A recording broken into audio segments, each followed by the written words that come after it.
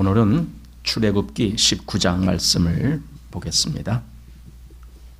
출애굽기 19장 앞에 1절로 해서 6절을 우리가 함께 읽고 나누겠습니다. 1절에서 6절 같이 읽습니다. 이스라엘 자손이 애굽 땅에서 나올 때부터 제3월 곧 그때에 그들이 시내 광야에 이르니라.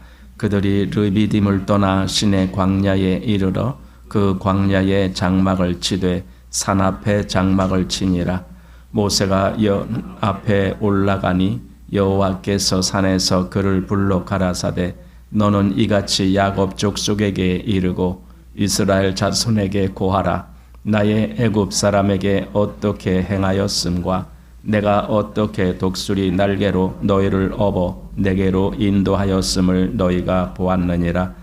세계가 다 내게 속하였나니 너희가 내 말을 잘 듣고 내 언약을 지키면 너희는 열국 중에서 내 소유가 되겠고 너희가 내게 대하여 제사장 나라가 되며 거룩한 백성이 되리라. 너는 이 말을 이스라엘 자손에게 고할지니라. 출애굽기 이제 19장부터 이제 마지막 40장까지가 거의 1년, 그러니까 요 앞에 애굽에서 나와서 지금 여기 출애굽기 19장까지 이른 여기까지 또 시간을 감안하면은 1년, 요걸 빼면은 거의 한 11개월 정도 이렇게 시간이 이제 있습니다. 바로 이 시간 동안을 이스라엘은 시내산 앞에서 하나님의 계명 또 율법 이런 걸 받고 그리고 또 성막 제도를 받아서 성막을 세우는 일을 하는 겁니다. 그것이 거의 한 1년 이렇게 지나갑니다. 그래서 여기 1절 보십시오. 이스라엘 자손이 애굽 땅에서 나올 때부터 제3월 곧 그때에 그들이 시내 광야에 이르니라. 그들이 르비딤을 떠나 시내 광야에 이르러 그 광야에 장막을 치되 산 앞에 장막을 치니라. 여기 산 앞에 장막을 친다라고 했는데 그 산이 정확하게 여기 말씀하진 않았지만은 어쨌든 여기가 시내산 근처라는 것은 확실합니다. 아마 시내산 앞에 또 뭐 작은 산이 있었는지는 모르겠습니다. 전에 모세가 하나님을 만났을 때 그때 이드로의 그 양을 치다가 하나님을 만나는 그 대목이 나오는데 아마 그 산이지 않았을까. 그렇다면 그건 이제 신의 산처럼 높은 산은 아니고 양을 칠 만한 그런 아마 산이었지 않았을까 그런 생각이 하게 됩니다. 그런데 미리 한번 여기 민수기 10장 말씀을 보시면은 민수기 10장 11절 말씀을 한번 보시면은 이렇게 되어 있습니다. 제2년 2월 20일에 구름이 증거막에서 떠오르매 이스라엘 자손이 시내 광야에서 출발하여 자기 길을 행하더니 바란 광야에 구름이 머무니라. 자, 이렇게 되어 있습니다. 제2년 2월 20일 이렇게 되어 있습니다. 애굽에서 나올 때가 그때를 제1년으로 잡고 그때 1월 15일 날 나왔잖아요. 1월 14일 날이 이제 6월절 행사를 하고 15일 날 나왔는데 1월 15일 날 나와서 제2년 2월 20일 그러니까 1년하고 한 달하고 5일이 더 지난 거죠. 맞나요? 그렇게 지났습니다. 어쨌든 이제 그렇게 됐는데 그 애굽에 나와서 시내산 가기까지가 오늘 보는 거기 보니까 제3월 이렇게 되어 있기 때문에 제3월이란 말은 날짜가 없어요. 그런데 보통 이제 이럴 때는 아마 3월 첫날을 보통 이렇게 말하기도 한다 그래요. 그러니까 3월 1일이다라는 의미도 되고 안 그러면은 그냥 3월 한 중간쯤 되는지 모르겠다 이제 이렇게 봐도 됩니다.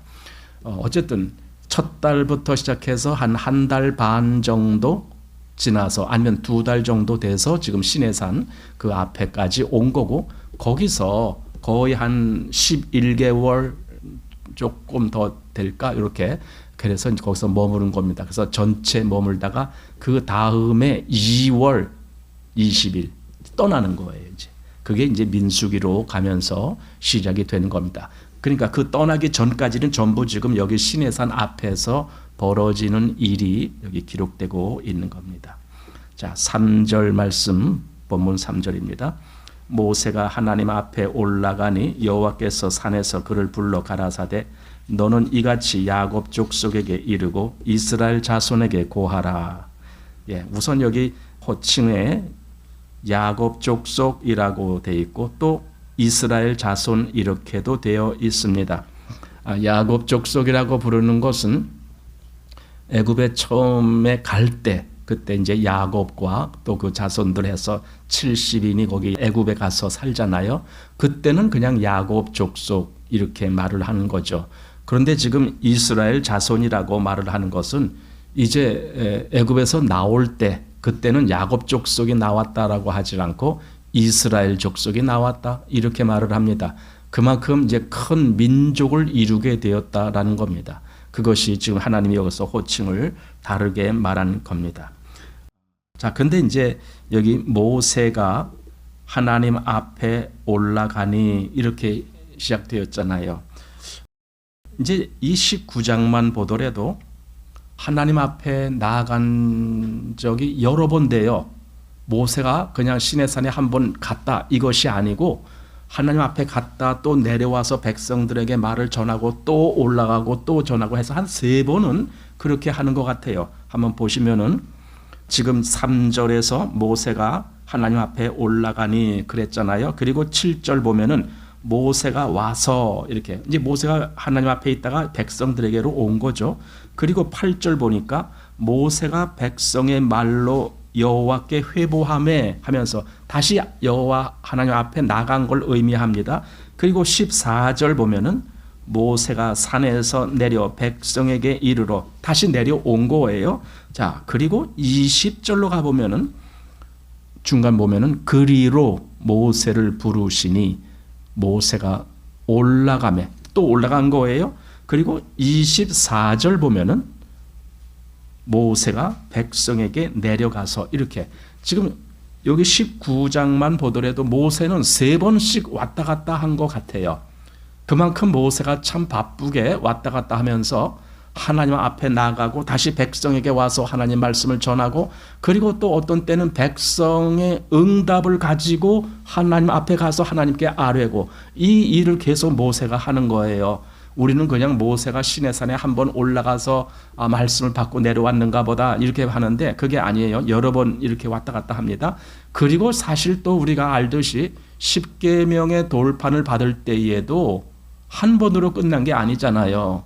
그가 돌판을 받고 내려왔을 때 이스라엘이 패역한 모습을 하는 것을 보고 그 돌판을 다 깨뜨리고 그리고는 다시 또 그 시내산에 올라가서 40일 동안 있다가 다시 또 돌판을 받고 또 내려오고 그러니 모세는 참 그 일을 하기가 얼마나 힘든 일이었을까.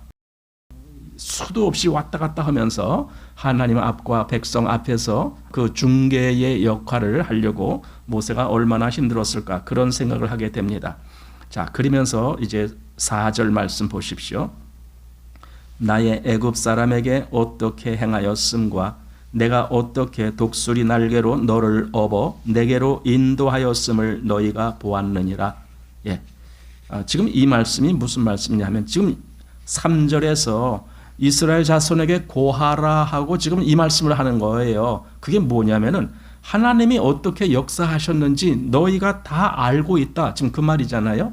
이스라엘은 하나님께서 어떻게 애굽 사람들을 물리치셨고 그리고 또 어떻게 이스라엘을 그 놀라운 방법으로 구출하게 하셨는지 이거를 다 보았다고요. 그들은 체험했다고요. 자기들이 당사자잖아요.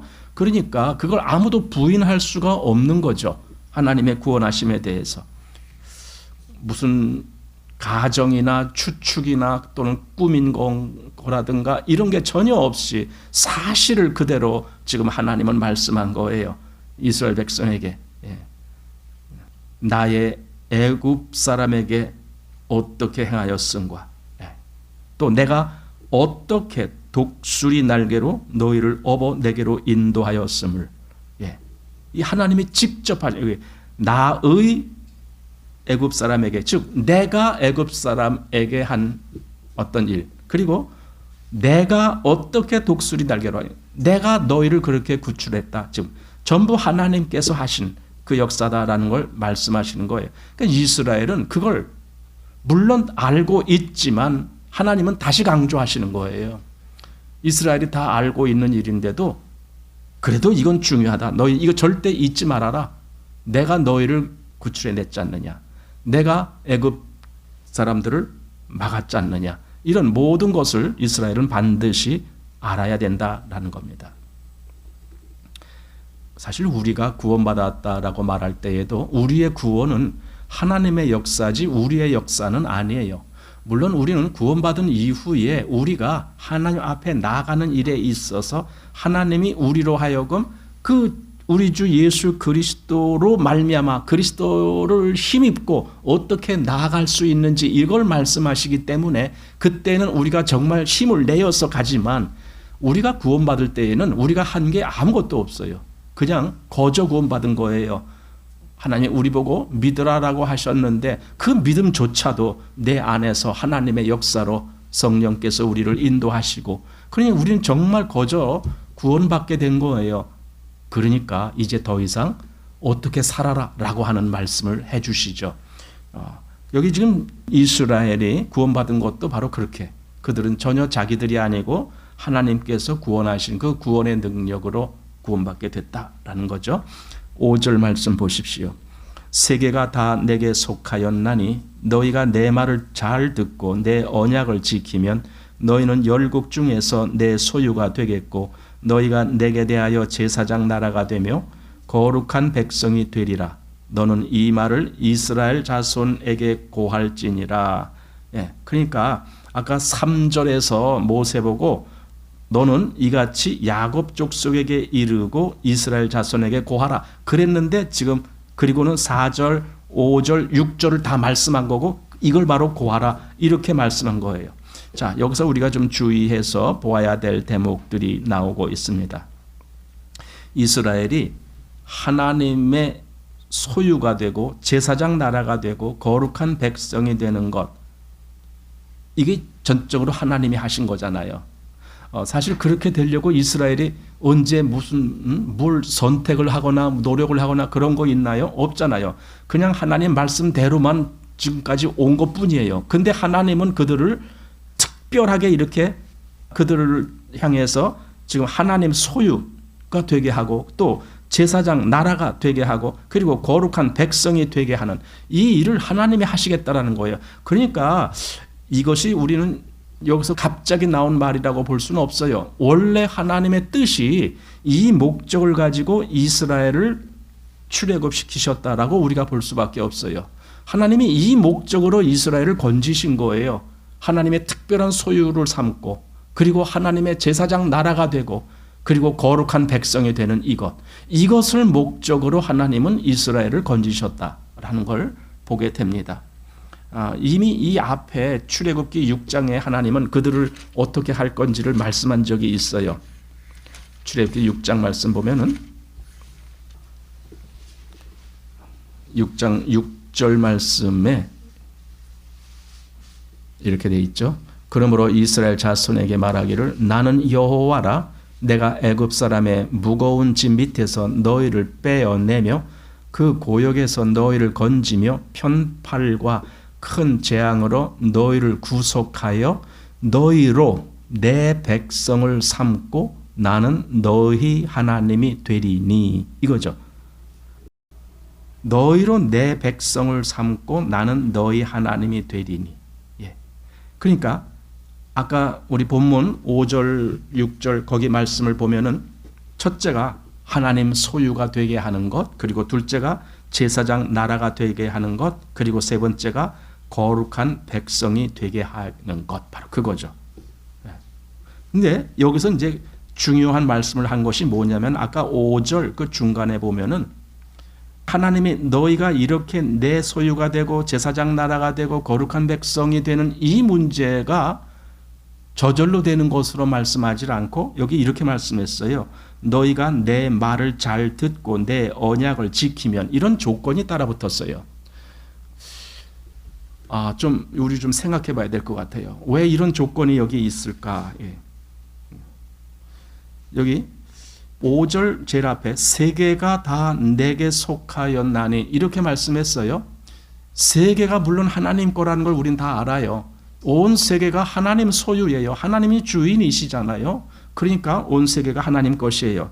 그런데 온 세계가 다 하나님께 속한 거지만, 그러나 여기 지금 이 말씀의 의미는 이스라엘은 세상의 다른 나라와는 구별되는 아주 특별한 나라가 되는 것이다라는 걸 지금 말씀하는 거예요. 하나님 앞에서 이스라엘은 아주 특별한 나라다. 왜 특별한 나라가 되느냐? 이스라엘은 하나님이 핏값으로 사신 백성이기 때문에 그래요. 다른 나라들은 그냥 하나님이 태초에 창조하실 때에 하나님이 주권적으로 창조하신 그 창조 원리 속에 모든 세상이 다 하나님 것입니다. 하나님이 주관하시고 그리고 결국에는 하나님이 심판하시고 이거죠. 그러나 이스라엘에게는 특별한 관계를 지금 맺으시는 거예요. 너희는 좀 특별하다. 나는 너희와 이런 특별한 관계 맺기를 원한다. 그게 바로 내 소유가 된다라는 의미 속에 있는 거예요. 세계가 다 내게 속했지만 너희가 특별히 내 소유가 될 거다. 이걸 지금 하나님이 말씀하는 거예요.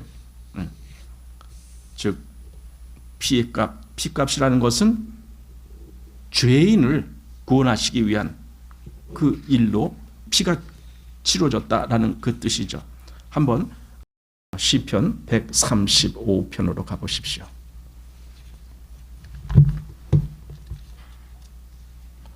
자, 시편 135편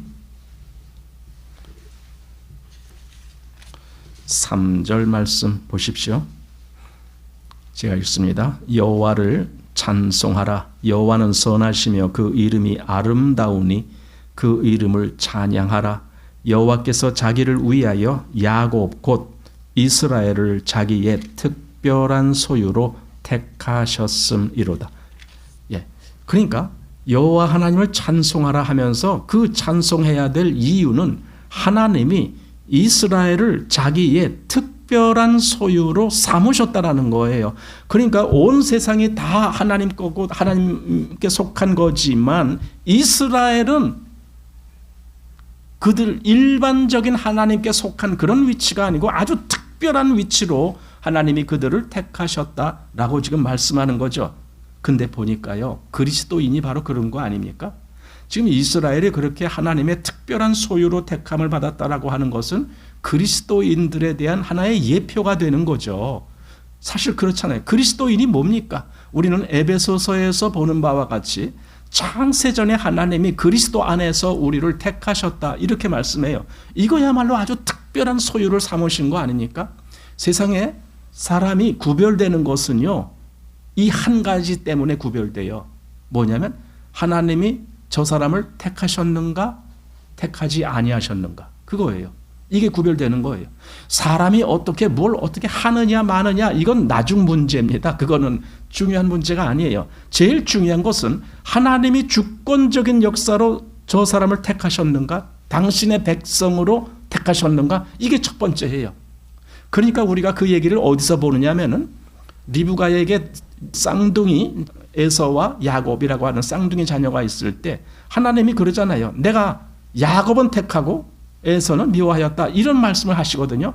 로마서에 가보면 이제 그 얘기에 대해서 하나님이 정말 그 야곱과 에서가 자기들이 뭔가 선한 일을 하기도 전에 하나님의 주권적인 역사로 그들 중에 야곱을 택했다. 즉 작은 자를 택했다. 그러니까 야곱이 동생이니까 그렇게 표현하는 거예요. 작은 자라고. 그러니까 야곱을 택했어. 그럼 이거 바로 이것 때문에 그 후에 모든 것이 다 갈라지는 거예요. 예. 로버트 프로스트의 그 시 중에 숲속에 가지 않은 길, 뭐 그건가요?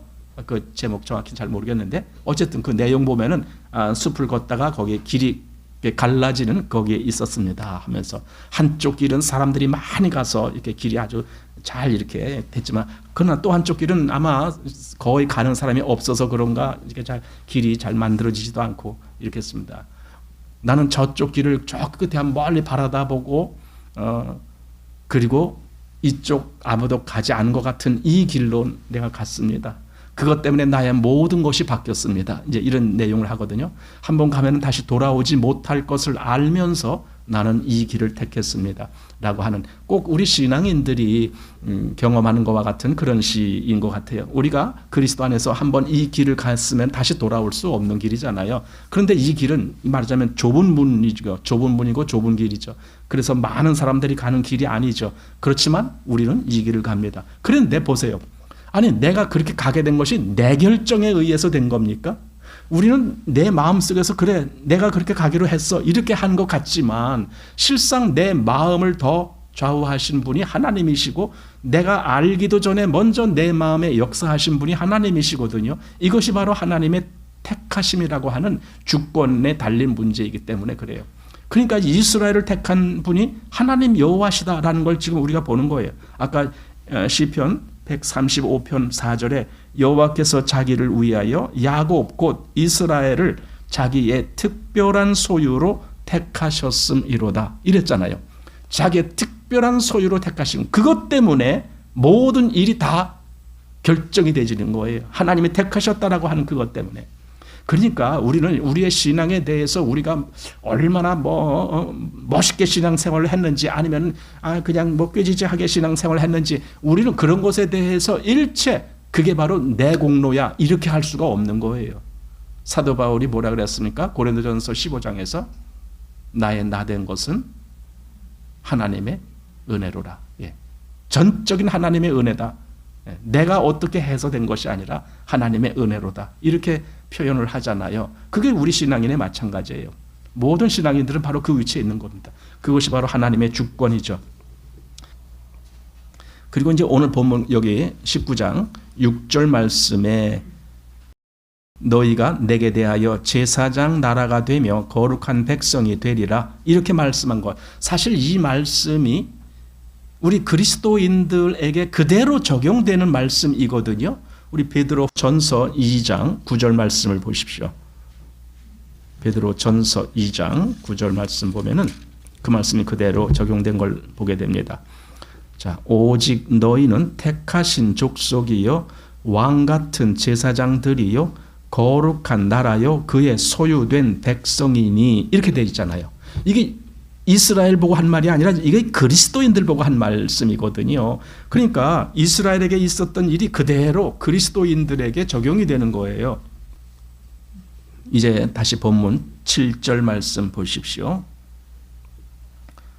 모세가 와서 백성의 장로들을 불러 여호와께서 자기에게 명하신 그 모든 말씀을 그 앞에 진술하니 백성이 일제히 응답하여 가로되 여호와의 명하신 대로 우리가 다 행하리이다. 모세가 백성의 말로 여호와께 회보하매 이렇게 되어 있습니다. 이거는 일종의 하나님과 이스라엘 간의 계약이 지금 맺어지는 거다라고 보게 됩니다. 하나님이 이렇게 말씀하실 때 이스라엘이 듣고 우리가 그럼 그렇게 행하겠습니다 라고 말한 것이고, 모세가 그 말을 그대로 또 하나님께 가서 백성들이 그대로 행한다라고 말씀합니다 라고 이제 회보를 했겠죠.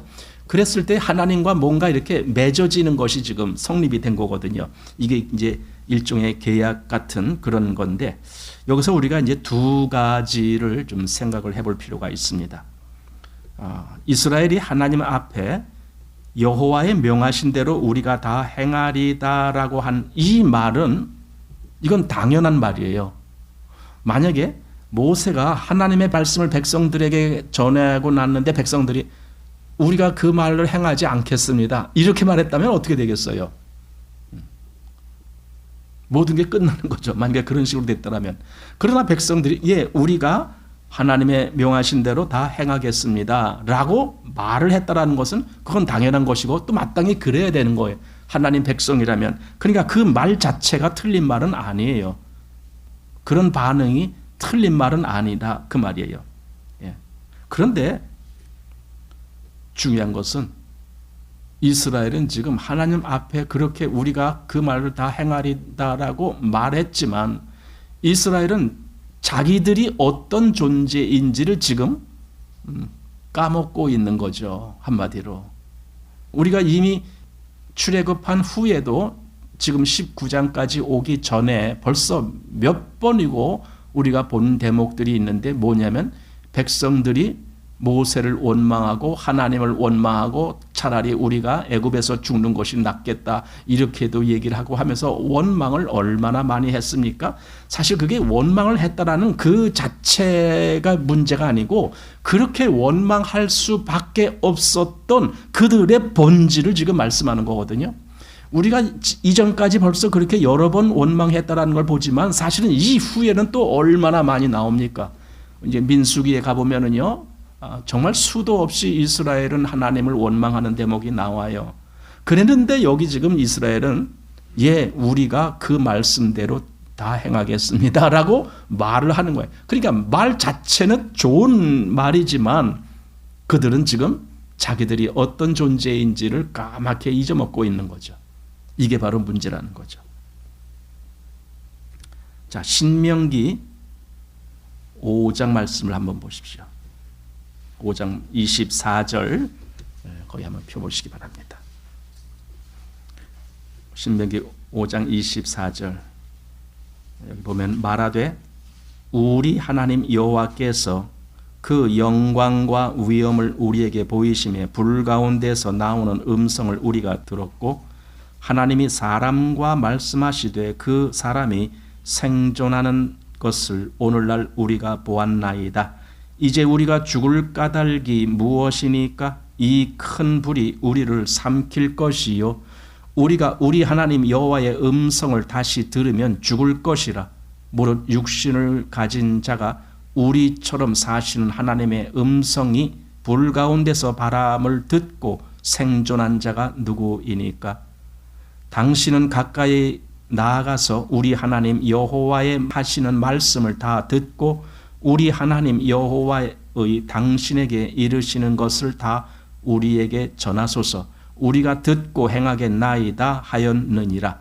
그리고 28절 여호와께서 너희가 내게 말할 때에 너희의 말하는 소리를 들으신지라.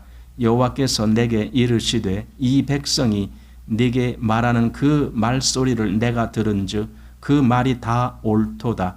다만 그들이 항상 이 같은 마음을 품어 나를 경외하며 나의 모든 명령을 지켜 그들과 그 자손이 영원히 복받기를 원하노라. 이렇게 되어 있습니다. 자, 근데 이제 이걸 사람들이 해석을 할 때에 제가 이렇게 보면은 많은 사람들이 이걸 너무 일방적으로 한 편만을 해석하는 걸 보게 됩니다. 그것이 무슨 해석이냐 하면은 우리가 행하겠습니다 하면서 뭔가 이 긍정적으로만 이 말씀을 보려고 하는 거예요. 그런데 우리가 이 말씀을 보면은 사실 이 말씀이 언제 나왔냐면은요. 출애굽기 20장 19절 말씀을 좀 보십시오. 아니 18절부터 좀 보겠습니다. 18절 19절 여기 보면은 뭇 백성이 우레와 번개와 나팔 소리와 산의 연기를 본지라 그들이 볼 때에 떨며 멀리 서서 모세에게 이르되 당신이 우리에게 말씀하소서 우리가 들으리이다. 하나님이 우리에게 말씀하시지 말게 하소서 우리가 죽을까 하나이다. 사실 이 말씀에 대해서 지금 신명기 5장에서 그걸 다시 이렇게 해석을 하면서 설명을 해주는 거거든요. 그러면은 지금 여기 출애굽기 20장에 이 말씀이 왜 나왔느냐 이거죠. 아까 19장에서는 전혀 그런 표현이 아니 19장에서는 얼마든지 당당하게 우리가 다 그 말씀대로 행하겠습니다. 이렇게 했는데 20장에 넘어오니까 우리가 죽겠습니다. 그러니 모세요 당신이 가서 우리 대신 하나님 말씀을 받아서 우리에게 좀 전달해 주십시오. 우리가 직접 들으면은 우리가 다 죽을 것 같습니다. 이렇게 지금 말을 했단 말이에요. 그랬을 때에 신명기 5장은 그 말씀을 해석하기를 하나님이 여기 그랬죠. 신명기 아까 5장 28절에 여호와께서 내게 이르시되 이 백성이 내게 말하는 그 말소리를 내가 들은즉 그 말이 다 옳도다 할 때 이 옳도다라는 각도가 뭐냐 이거예요. 그들이 우리가 다 행하겠습니다라고 한 그 말이 옳다라는 거냐? 저는 이제 그 차원만 보면 안 된다라는 걸 말씀드리는 거예요. 왜냐면은 아까 그 앞에 27절 신명기 5장 27절입니다. 거기 보면은 당신은 가까이 나가서 우리 하나님 여호와의 하시는 말씀을 다 듣고 우리 하나님 여호와의 당신에게 이르시는 것을 다 우리에게 전하소서. 우리가 듣고 행하겠나이다 하였느니라. 그러니까 단순히 그냥 듣고 행하겠나이다가 아니라 모세여 당신이 가서 듣고 우리에게 전해 주십시오. 그러면 행하겠습니다. 이렇게 말한 거거든요. 이게 무슨 말이냐면 중보자를 의뢰하겠다는 말이에요. 그 당시에 중보자가 모세거든요. 여러분, 이건 지금 우리에게도 똑같이 적용되는 거예요. 우리가 하나님 앞에 나아간다라고 우리가 말을 하는 겁니다. 그러나 우리 분명히 알아야 됩니다. 우리에게는 반드시 중보자가 필요합니다. 히브리서에 보면 우리에게 이러한 대제사장이 있다라는 말을 해주고 바로 예수님께서 그렇게 우리에게 과거 이스라엘이 모세가 그 역할을 했던 것 같이 지금 우리의 대제사장이시다 라는 걸 말씀해줘요. 그게 뭐냐면요, 우리가 하나님 앞에 나아가는 것은 오직 예수님으로 인해서 나가는 거예요. 그러니까 예수님이 길이라는 거죠. 내가 곧 길이요 그랬잖아요. 예수님 길, 그 길을 통하지 아니하면 하나님께 갈 수가 없는 거예요. 이게 분명한 거예요. 그래서 여기 이스라엘이 모세요 당신이 가서 듣고 우리에게 전해주시면 우리가 듣겠습니다. 이렇게 말한 것을 사람들은 우리가 듣겠습니다라고 하는 그 끝만 가지고 해석을 하려고 그래요. 끝부분만. 그러니까 출애굽기 5장 27절 우리가 다 듣고 행하겠나이다 하는 그 뒤에 말, 그게 옳은 말이다 이렇게 하는데 그 앞에 것까지 같이 해석을 해줘야죠. 이스라엘이 말한 것은 모세를 중보자로 세워서 모세를 통해서 하나님의 말씀을 듣겠습니다. 왜? 직접 가면 죽을 것 같으니까. 이제 19장에서는 그 말씀을 안 했지만은 20장에 와서 이스라엘은 비로소 이제 알게 된 거예요. 자기들은 하나님 앞에 직접 갈 수 없다라는 걸. 왜냐하면 이제 본 거거든요. 뭘 봤는데 아까 그 뭐예요? 우레와 번개와 나팔 소리 뭐 이런 거. 그런 걸 보니까 이제 무서운 걸 이제 안 거예요. 하나님이 어떠한 하나님이시다라는 걸 이제 조금 안 거예요. 거기에 비해서 자기들은 또 얼마나 정말 천한 존재, 나약한 존재, 그리고 쇳덩어리 이런 걸 이제 비춰보는 거예요. 그러니 자기들이 어떻게 하나님 앞에 나아갈 수가 있는가. 일반적으로 사람들이 하나님 앞에 접하게 될 때에 하나님 앞에 엎드리잖아요. 그런 내용들이 구약에 몇 번 나오거든요. 물론 천사들이 왔을 때 그렇게 한 거지만 천사가 하나님의 입장에서 왔을 때 그들은 다 그 천사 앞에 엎드러지는 거예요. 왜냐하면 잘못하면 우리가 죽을 것 같다 이거죠. 그런 의미에서 엎드리는데 이스라엘이 이제 비로소 하나님이 얼마나 크신 하나님이신지를 그 잠깐 동안에 그걸 보고 알고 모세 보고 대신 가서 말씀을 전해달라 지금 이렇게 한 겁니다. 자, 생각해 보세요. 아까 앞에서 백성들이 우리가 다 듣고 행하겠나이다 이렇게 말을 했을 때 만약에 거기에 아무 문제가 없었다라면 하나님은 그러냐? 그럼 얼마든지 나에게 와라 이렇게 하셨어야 옳죠. 얼마든지 와라. 이스라엘이 그들이 다 내 말을 준행하겠다라고 그렇게 선포까지 했는데 굳이 막을 필요가 뭐가 있는가? 어서 와라, 어서 와. 내가 언제든지 너희를 받아줄게. 아마 이렇게 하셨으면 아마 아무 문제가 없었을 거예요. 그런데 하나님이 그렇게 안 하시거든요. 그럼 어떻게 하셨어요? 오히려 지경을 정한다. 한마디로 지경을 정한단 말은요. 이렇게 쭉 금고 놓는 거죠. 뭐 무슨 사건이 있을 때 폴리스 라인이라고 경찰이 이렇게 해놓고 거기 못 들어오게 하는 것처럼 너희들은 여기 오지 마. 이거예요. 아니 우리가 다 하나님의 그 말씀대로 행하겠습니다 라고 했는데도 하나님은 너희들은 여기 오지 마. 여기 오면 어떻게 된다고요? 죽어. 죽어. 이게 무슨 말이에요? 전혀 지금 이게 뭔가 아무리 이스라엘이 행하겠다라고 했어도 이게 뭔가 지금 확실하게 뭔가 해결이 안 된 부분이잖아요. 자, 오늘 출애굽기 19장 10절 말씀 보십시오. 여호와께서 모세에게 이르시되 너는 백성에게로 가서 오늘과 내일 그들을 성결케 하며 그들로 옷을 빨고 예비하여 제3일을 기다리게 하라. 이는 제3일에 나 여호와가 온 백성의 목전에 시내산에 강림할 것임이니 너는 백성을 위하여 사면으로 지경을 정하고 이르기를 너희는 삼가 산에 오르거나 그 지경을 범하지 말지니 산을 범하는 자는 정령 죽임을 당할 것이라. 손을 그에게 댐이 없이 그런 자는 돌에 맞아 죽임을 당하거나 살에 쇠여 죽임을 당하리니 짐승이나 사람을 물어나고 살지 못하리라. 나팔을 길게 불거든 산 앞에 이를 것이니라 하라. 이게 지금 우리가 하나님 말씀을 지키겠습니다 라고 한 그 말에 대한 하나님의 반응이신 거예요. 이게 지금 좀 이상하잖아요. 그러니까 이스라엘이 그들이 아무리 하나님 말씀을 지키겠다라고 그렇게 말을 했다 할지라도 하나님은 이미 이스라엘을 알고 계신 거예요. 어떤 사람도 하나님 앞에 그냥 갈 수가 없어요. 그냥 죽어요. 그러면 가면 죽어요. 지금 여기 이스라엘에게 지금 하나님이 그 지경을 정해서 이 선 넘어오지 마라. 이거 넘어오면 너희들은 죽어. 이렇게 말씀하신 것이 사실은 온 백성에게 하시는 말씀이에요. 세상에 있는 모든 백성이 어떻게 하나님 앞에 그래 간단 말입니까? 예. 여기 이스라엘은 모세를 통해서 대신 말씀을 듣는 그 일에 있어서도 그들은 어떻게 했느냐?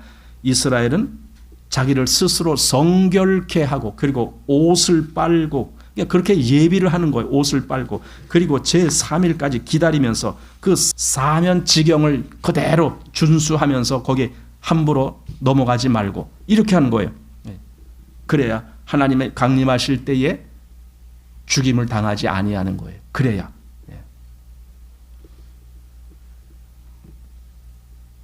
이렇게 철저하게 준비를 해야 된다는 것은 그만큼 인간이 부정하다라는 의미죠. 부정하다. 그래서 하나님의 거룩하심 앞에 인간은 함부로 갈 수가 없다. 그래서 여기 제3일에 어떤 일이 있었어요? 우레와 번개와 빽빽한 구름과 나팔소리와 연기와 그리고 불 가운데 강림하시고 그 산이 진동했다. 완전히 이건 정말 온 자연의 어떤 모습들을 통해서 무서운 어떤 것을 보여주신 거예요. 이게 바로 하나님의 임하심, 강림 이렇게 지금 말씀한 거예요. 16절에 그 말이 나와요. 제3일 아침에 우레와 번개와 빽빽한 구름이 산 위에 있고 나팔 소리가 심히 크니 진중 모든 백성이 다 떨더라. 이렇게 돼 있어요. 떨더라. 이게 이스라엘이 그때의 모습이었습니다. 그러나 그리스도인은 하나님과의 관계가 이 계약 관계가 아니라는 걸 우리가 좀 알아야 됩니다. 우리가 하나님 앞에 나아갈 수 있는 것은요, 계약이 아닙니다. 우리가 하나님 앞에 가는 건 하나님의 은혜입니다. 은혜.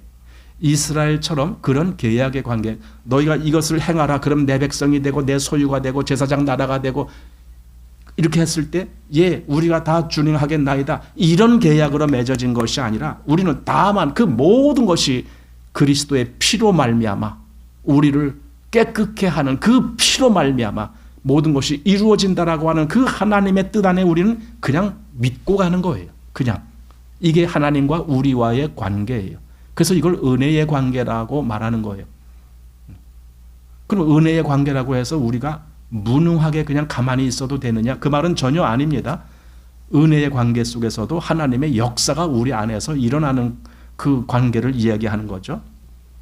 그러니까 이스라엘과 대조했을 때 그리스도인의 그 모습, 여기 히브리서 12장 18절 여기 한번 펴보셔야 되겠습니다. 히브리서 12장 18절 거기 이 둘을 비교해가면서 즉 이스라엘과 지금 그리스도인과의 그 위치에 대한 비교입니다. 자, 히브리서 12장 18절 너희의 이른 곳은 만질만한 불 붙는 산과 흑운과 흑암과 폭풍과 나팔 소리와 말하는 소리가 아니라. 그럼 이 앞에서 말한 이런 것들은 이스라엘 때에 그렇게 했다. 지금 그 말이거든요. 우리가 지금 출애굽에서 보는 거잖아요. 자, 그 소리를 듣는 자들은 더 말씀하지 아니하시기를 구하였으니 20장에 가보면 그랬잖아요. 그래서 모세여 당신이 가서 듣고 오십시오. 이렇게 했잖아요. 자, 이는 짐승이라도 산에 이르거든 돌로 침을 당하리라 하신 명을 저희가 견디지 못함이라. 그죠? 아까 돌에 침 받는다 이렇게 돼 있죠. 그 보이는 바가 이렇듯 무섭기로 모세도 이르되 내가 심히 두렵고 떨린다 하였으나 요 기록은 여기 기록이 되지 않았지만 성경은 아마 모세도 분명히 그렇게 했음을 여기 기록하고 있는 거예요. 자, 22절. 그러나 너희가 이른 곳은, 이제 그리스도인의 위치가 나오는 거예요. 그러니까 이 앞에는 이것이 이스라엘의 위치였다면 이제 그리스도인의 위치는 그럼 어떻게 되느냐? 너희가 이른 곳은 시온산과 살아계신 하나님의 도성인 하늘의 예루살렘과 천만 천사와 하늘에 기록된 장자들의 총회와 교회와 만민의 심판자이신 하나님과 및 온전케 된 의인의 영들과 새 언약의 중보이신 예수와 및 아벨의 피보다 더 낮게 말하는 뿌린 피니라. 그러니까 지금 우리가 이른 곳은 앞에 이스라엘이 느꼈던 것과 같은 그런 어떤 두려움 속에서의 그 만남이 아니라 우리는 얼마든지 힘차게 나갈 수 있는 그 위치에서의 만남을 지금 보여주고 있는 거예요. 이게 그리스도인의 위치입니다. 그런데 그렇게 되는 그 근거가 24절에 했던 것처럼 새 언약의 중보이신 예수. 아까 이스라엘의 중보자는 모세였습니다. 모세요, 당신이 가서 말씀 듣고 우리에게 전해 주십시오. 근데 우리의 중보자는 예수신 겁니다. 예수님이 우리의 모든 흠을 완벽하게 덮으시기 때문에, 그래서 그 다음 그게 나오는 거예요. 아벨의 피보다 더 낮게 말하는 뿌린 피, 이 피로 인해서 우리의 모든 죄를 다 깨끗이 씻으시기 때문에 이제 우리가 얼마든지 하나님께 나갈 수 있는 그 길이 되셨다라는 거죠. 이게 지금 이스라엘과 그리스도인과의 그 구별 차이입니다. 자, 다시 본문 출애굽기 19장 9절 말씀 보십시오. 여호와께서 모세에게 이르시되 내가 빽빽한 구름 가운데서 네게 임하면 내가 너와 말하는 것을 백성으로 듣게 하며 또한 너를 영영이 믿게 하려 함이라. 모세가 백성의 말로 여호와께 고하였으므로. 이렇게 됐습니다. 백성들로 하여금 하나님께서 모세에게 말씀하시는 것을 직접 보고 듣고 그렇게 하기 위해서 내가 이렇게 한다라고 지금 말씀한 거예요. 그래서 그들로 하여금 모세가 과연 우리의 중보자로서의 충분한 자격이 있는 자라는 것을 알게 하시려고, 그래서 모세를 믿게 하려고 지금 그렇게 하나님이 하셨다는 거예요. 근데 이 똑같은 원리가 우리 예수님께도 그대로 이루어졌다는 걸 우리가 봐야 돼요. 우리 요한복음 12장을 한번 보십시오. 요한복음 12장 말씀 보십시오. 12장 28절 여기 이렇게 되어 있습니다. 아버지여 아버지의 이름을 영광스럽게 하옵소서 하시니 이에 하늘에서 소리가 나서 가로되 내가 이미 영광스럽게 하였고 또다시 영광스럽게 하리라 하신대 곁에 서서 들은 무리는 우레가 울었다고도 하며 또 어떤 이들은 천사가 저에게 말하였다고도 하니 예수께서 대답하여 가라사대 이 소리가 난 것은 나를 위한 것이 아니요 너희를 위한 것이니라. 아까 모세가 하나님과 대화하는 것을 굳이 백성들로 다 보고 듣게 한 것은 그 백성들이 모세를 믿게 하기 위해서, 즉 백성들을 위한 그런 모습이었다라면 지금 여기 하늘에서 음성이 나서 예수님과 뭔가 이렇게 대화가 되는 그것을 굳이 다른 제자들로 하여금 보게 한 이유는 바로 여기 그 제자들로 하여금 예수님을 어떻게 바라봐야 될 건지를 알게 하기 위해서 그렇게 된 것이다 라고 말하죠. 물론 여기뿐만이 아니라 다른 곳에서도 얼마든지 예수님이 하나님 앞에서 그렇게 나간 것을 우리는 볼 수 있습니다. 자, 다시 본문 출애굽기 19장 17절 말씀. 17절 말씀. 자, 17절에서 제가 읽습니다. 모세가 하나님을 맞으려고 백성을 거느리고 진에서 나오매 그들이 산기슭에 섰더니 신의 산에 연기가 자욱하니 여호와께서 불 가운데서 거기 강림하심이라. 그 연기가 옹기점 연기같이 떠오르고 온 산이 크게 진동하며 나팔 소리가 점점 커질 때에 모세가 말한즉 하나님이 음성으로 대답하시더라. 여호와께서 신의 산 곧 그 산 꼭대기에 강림하시고 그리로 모세를 부르시니 모세가 올라가매 여호와께서 모세에게 이르시되 내려가서 백성을 신칙하라. 백성이 돌파하고 나 여호와께로 와서 보려고 하다가 많이 죽을까 하노라. 예. 그들이 이스라엘이 하나님께 지금 가까이 갈 수가 없는 관계가 지금 맺어진 거예요. 이상하잖아요. 하나님이 그들과 뭔가 관계가 맺어졌어요. 계약이 됐어요. 그럼에도 불구하고 이스라엘은 하나님께 갈 수가 없어요. 이게 현실이에요. 그들에게. 그러나 우리 그리스도인들은 어떻습니까? 히브리서 4장 14절 보면은 이렇게 돼 있어요. 그러므로 우리에게 큰 대제사장이 있으니 승천하신 자 곧 하나님의 아들 예수시라. 우리가 믿는 도리를 굳게 잡을지어다. 우리에게 있는 대제사장은 우리 연약함을 체휼하지 아니하는 자가 아니요 모든 일에 우리와 한결같이 시험을 받은 자로 돼 죄는 없으시니라. 그러면서 16절에 그러므로 우리가 긍휼하심을 받고 때를 따라 돕는 은혜를 얻기 위하여 은혜의 보호자 앞에 담대히 나아갈 것이니라. 아까 이스라엘은 나갈 수가 없었어요.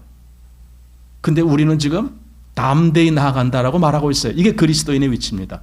그러니 그리스도인의 위치가 이스라엘 위치와는 비교할 수 없을 만큼 엄청난 특권이 주어진 위치예요. 이게 그리스도인의 위치예요.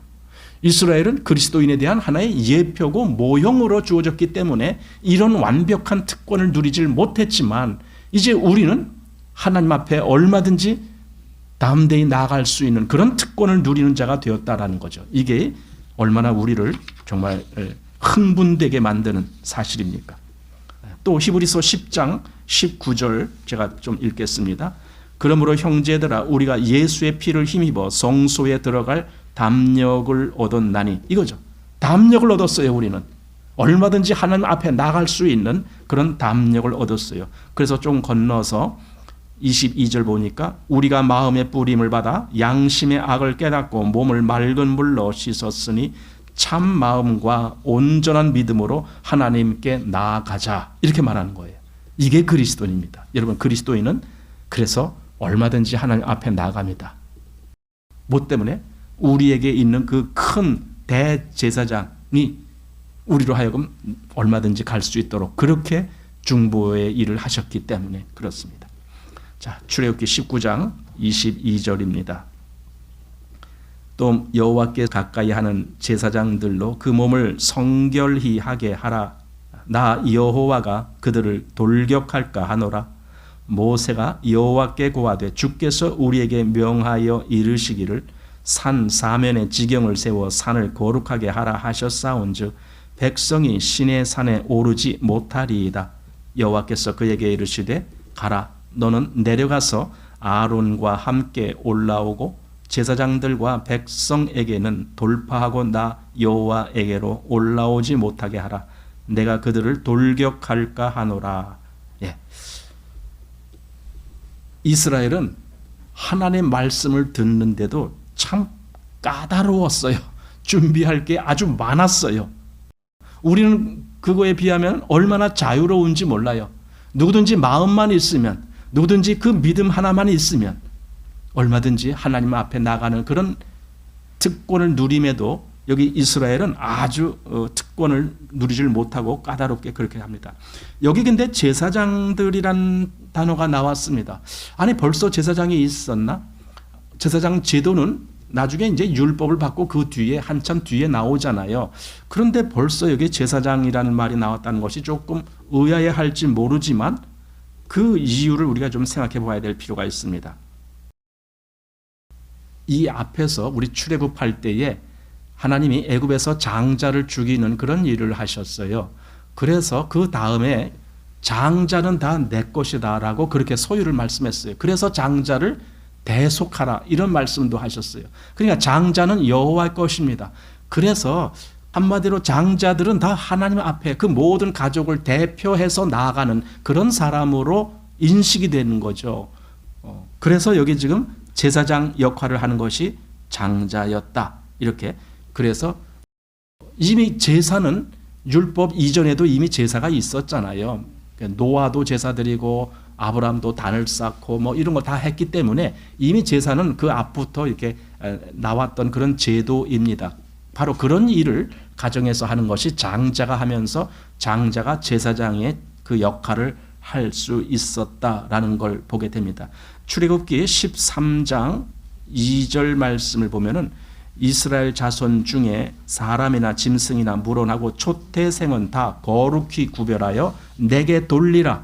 이는 내 것이니라 하시니라. 그러니까 초태생, 즉 장자는 하나님 것이 되는 거예요. 그런 말씀이 있었고, 민수기에 보면은 하나님이 레위인들을 택하시는 내용이 나오는데, 여긴 좀 보십시오. 민수기 3장 45절 말씀인데, 이스라엘 자손 중 처음 난 자의 대신에 레위인을 취하고 또 그들의 가축 대신에 레위인의 가축을 취하라. 레위인은 내 것이라. 나는 여호와라. 그러니까 이때 이제 비로소 레위인으로 제사장을 삼는 거예요. 그 전에는 장자들이 다 그 역할을 했다라는 거죠. 그러니까 여기 이스라엘 자손 중 모든 처음 난 자의 대신에 레위인을 취하고 이렇게 됐잖아요.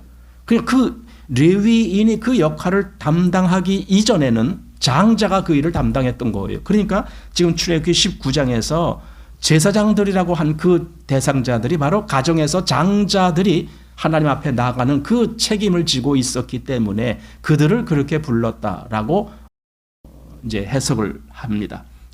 바로 그것이 이스라엘 중에 있었던 일입니다. 어떻게 보면은 이스라엘을 부르는데도 이스라엘은 함부로 나갈 수가 없고 그들을 성결케 해야 돼요. 성결케. 그래서 거룩한 백성이 되는 것이 그들이 성결케 함으로 인해서 거룩한 백성이 되는 그런 절차를 거쳐야 돼요. 그런데요, 지금 우리는요, 그렇지 않아요. 우리는 순식간에 거룩한 백성이 돼요. 어떻게 거룩한 백성이 됩니까? 예수님 때문에.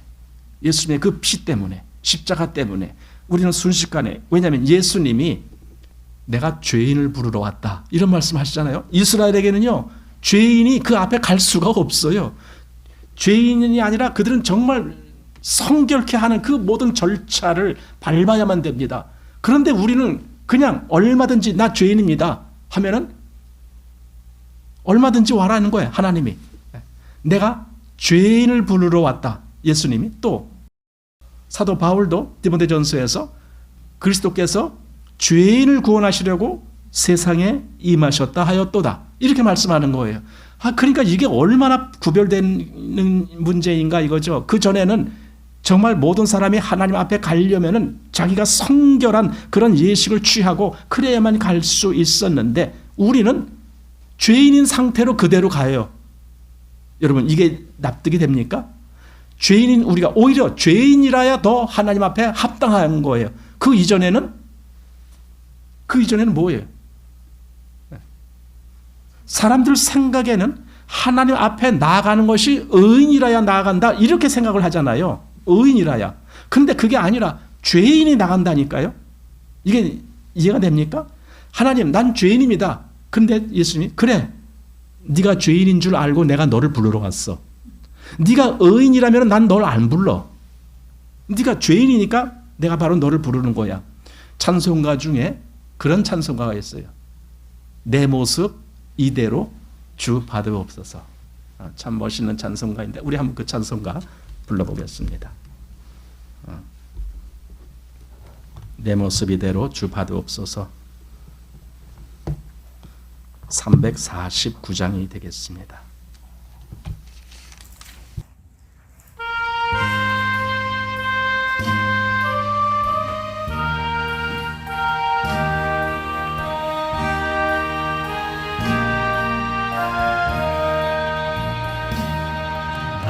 주의 도움 받고자 주 예수님께 드립니다. 그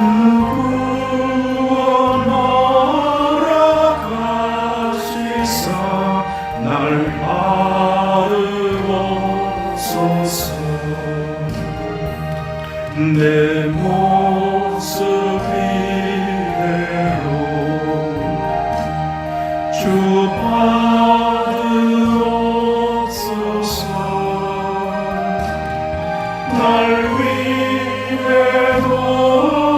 돌아가신 주 날 받으옵소서.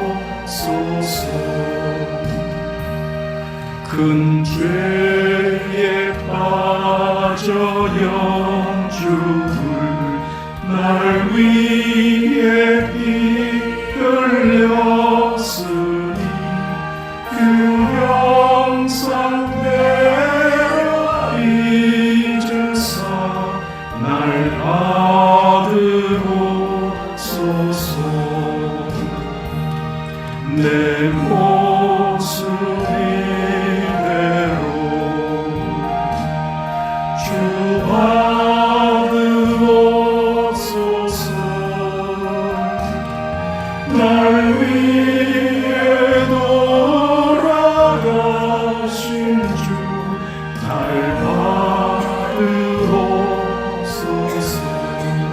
4절입니다.